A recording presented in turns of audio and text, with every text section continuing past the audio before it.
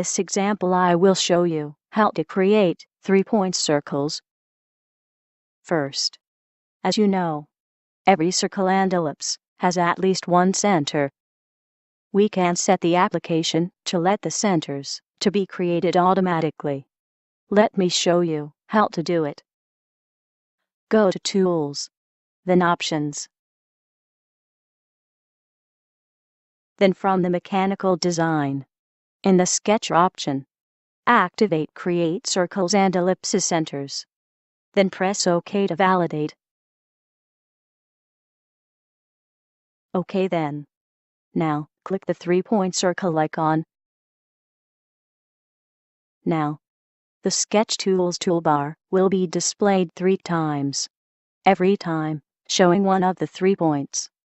That will create the circle element. However, I will use direct method to pick these 3 points. As you see, circle is created.